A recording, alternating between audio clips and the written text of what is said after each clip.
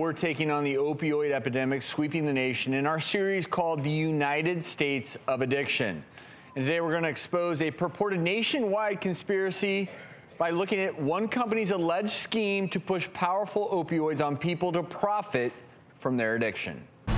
6 former executives and managers of drug maker Insys Therapeutics face conspiracy allegations over what a federal prosecutor claims to be a racketeering scheme. Investigators say they bribed physicians to prescribe the company's pain medicine even when it wasn't necessary.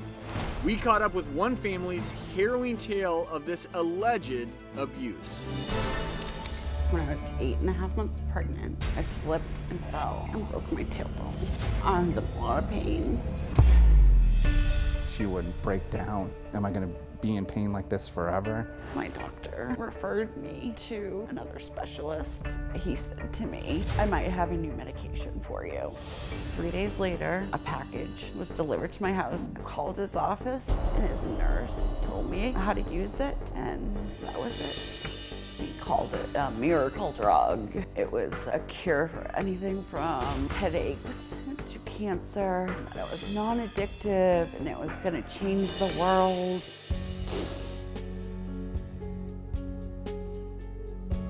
I wish I could go back to that day.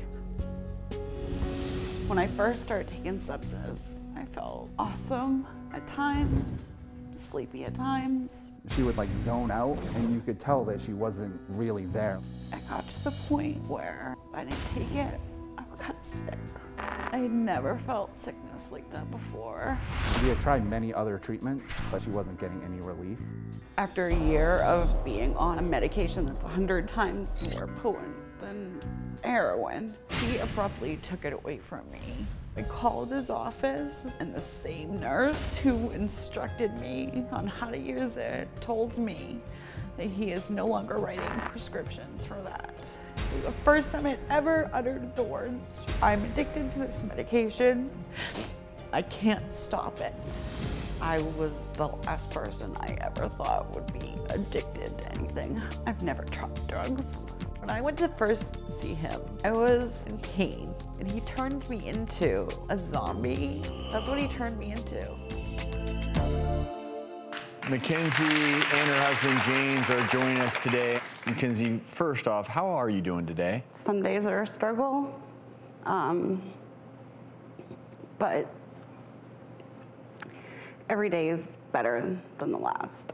I think there's so many layers to this story. I mean, as we're hearing what happened to you, I think just for our viewers, the medicine she was prescribed, SUBSYS, is actually a form of fentanyl, which is an opioid 100 times more potent than morphine. And it was given as a sublingual spray, meaning you spray it right under your tongue. It's much easier to administer.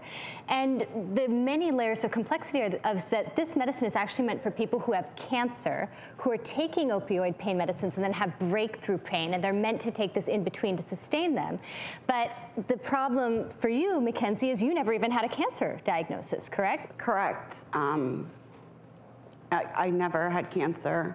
Was there any attempt to try to start with less potent pain medications like we're going to try? Their motto was start them high and hope they don't die. And how much was, in fact, your insurance company billed? I found out later that my insurance paid between $23,000 and $27,000 a month.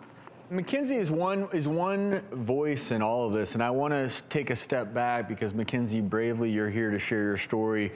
I do want to help shed light on what may be going on here, because joining us in the audience is a former Insys employee and whistleblower, Patty Nixon, because, Patty, you used to work there. Correct. The sales reps go out into the field. They sell the doctors. You know, there's a lot of kickbacks that were given to the physicians. But in your case, Patty, you were acting kind of in lieu of actual doctors' offices to justify the prescribing of this medicine to insurance companies at the cost of $3,000 to $30,000 a month to the insurance companies, correct? Correct. Where you were basically saying, oh yes, she has this cancer diagnosis, even though it's nowhere there, just so that the insurance would justify the payment?